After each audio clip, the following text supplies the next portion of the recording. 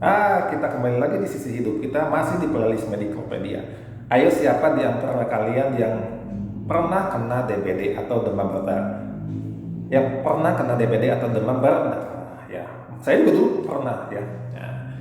Bagi kita di Indonesia khususnya ya sudah tidak ada yang lagi yang namanya dengan DBD. Ya, sebab DBD ini cukup banyak ya terjadi di lingkungan kita. Biasanya yang kita takutkan kalau dengan kasus DBD ini adalah pasien mengalami pendarahan ya, bahkan bisa sampai muntah darah dan mungkin yang fatal bisa sampai meninggal. Nah, kenapa itu bisa terjadi? Nah, sebelum sampai ke sana kita kenali dulu apa itu DBD. DBD itu adalah suatu penyakit yang disebabkan oleh virus dengue ya, yang biasanya menginfeksi manusia itu melalui gigitan nyamuk, terutama nyamuk Aedes. Ya, banyak sekali di Indonesia, lingkungan Indonesia yang masih eh, membantu nyamuk tersebut berkembang biak dengan keadaan lingkungan yang memudahkan nyamuk itu berkembang biak ya. Nah, gejala DBD itu sebetulnya bagaimana? Gejalanya itu mirip dengan infeksi virus lainnya ya, ditandai dengan demam yang tinggi.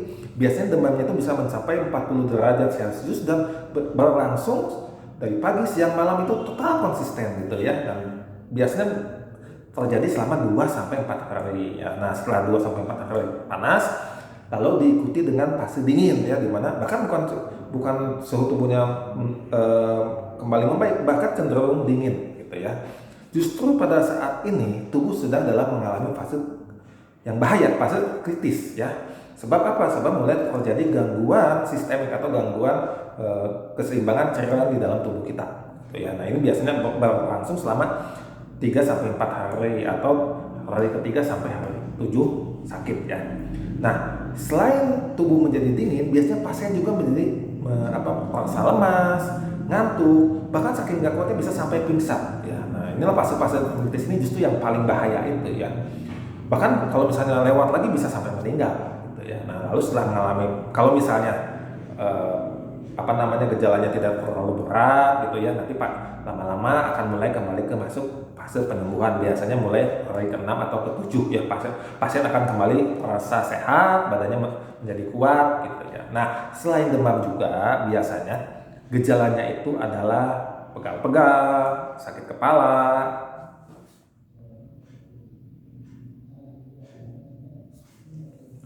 ada bintik merah di kulit yang biasanya nggak akan hilang kalau ditekan gitu ya. Mungkin juga ada mimisan, pendarahan gusi gitu ya.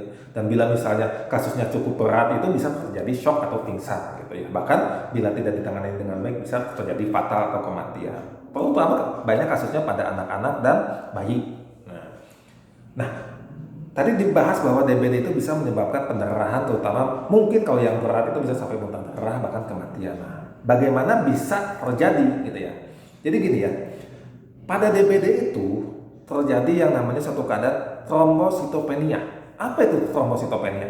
Trombositopenia itu adalah suatu keadaan di mana trombosit di dalam darah kita itu jumlahnya turun ya, bahkan pada DBD ini turunnya sangat banyak sekali, bahkan drop ya di bawah normal itu ya, jauh sekali. Nah, keadaan ini sangat berbahaya sebab apa? Trombosit itu fungsinya itu untuk membantu pembekuan darah kita. Yes, contohnya kalau misalnya kita luka kan lama-lama darah kan akan jadi beku ya, untuk membantu menyetop darah supaya nggak kebuang terus gitu ya. Nah, di dalam tubuh kita pun demikian.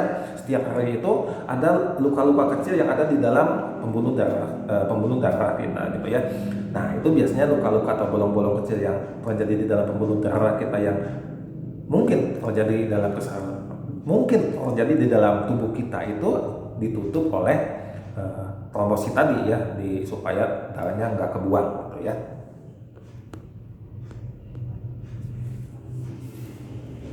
Nah, pembuluh darah yang ada di dalam tubuh kita pun demikian. Setiap hari itu mungkin terjadi kerusakan-kerusakan kecil yang sifatnya mikro gitu ya, kecil banget ya, ada lubang-lubang kecil itu. Nah, biasanya kerusakan itu akan ditambal atau ditutup oleh bantuan trombosit tadi supaya darahnya itu membeku gitu ya. Nah, bila trombositnya ini jumlahnya tidak mencukupi yang dibutuhkan oleh tubuh untuk menambah lubang-lubang tadi, maka terjadilah kebocoran darah dan plasma ya, dari pembuluh darah ke dalam organ di dalam tubuh kita ya. Apa itu bisa ke daging, apa itu bisa ke otak, apa itu bisa ke usus dan segala macam yang ada di dalam tubuh kita. Ya, nah itulah mengapa dalam kasus DBD ini jumlah trombosit yang tidak mencukupi itu bisa mengakibatkan pendarahan di dalam tubuh kita. Yang bila misalnya di gusi terjadi pendarahan gusi, bila di hidung terjadi mimisan, bila di kulit terjadi bintik-bintik merah di kulit itu ya, dan bila di usus permukaan usus dan akhirnya ya itu tadi jadinya muntah darah itu ya. Dan bila tidak ditangani dengan baik, darah yang keluarnya banyak tidak dapat darah yang keluarnya banyak gitu ya, dan tidak mencukupi lagi buat tubuh kita ya, otomatis bisa sangat membahayakan dan bisa menyebabkan kematian gitu ya. Nah itulah mengapa pada DBD ini bisa terjadi muntah darah, gusi berdarah, mimisan, bintik-bintik merah di kulit gitu ya. Selain itu juga selain itu juga terjadi gangguan keseimbangan cairan di dalam tubuh kita, sebab plasmanya juga ikut kebuang karena kan ada lubang-lubang itu ya. Jadinya cairan itu cenderung akan ke luar pembuluh darah menuju sehingga cairan di dalam darah itu akan keluar. Nah, sehingga plasma yang ada di dalam darah itu akan keluar dan menyebabkan pembuluh darah itu tidak tercukupi cairan di dalam pembuluh darah itu ya. Nah, biasanya sebetulnya DBD itu kan tanpa pengobatan pun. Nah, pengobatan DBD ini sebetulnya lalu bagaimana pengobatannya ya? DBD ini sebetulnya termasuk dalam penyakit yang sembuh sendiri tanpa bantuan obat-obatan ya. Istilahnya self-limiting disease kalau dalam bahasa medisnya itu ya. Namun walaupun demikian, pasien-pasien DBD hampir selalu membutuhkan perawatan di rumah sakit, biasanya dengan diinfus.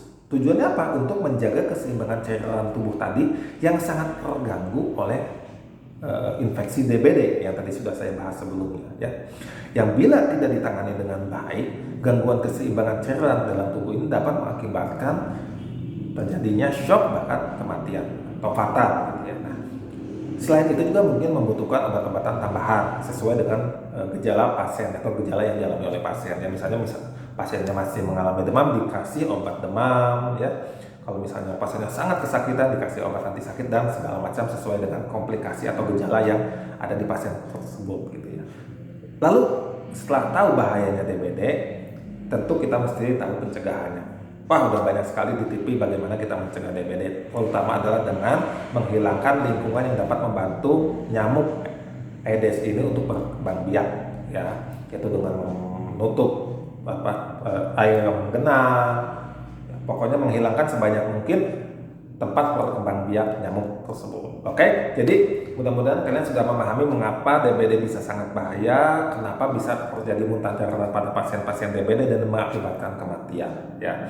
Jadi kalau misalnya kalian ada yang panas tinggi gitu, 2-3 kali panas tinggi gitu, tiba-tiba dingin dan kalian lemas, nah mungkin bisa jadi kalian sedang kena DBD dan cepat-cepat kalian datang ke klinik ataupun ke rumah sakit untuk dilakukan pemeriksaan oleh tenaga medis. Oke?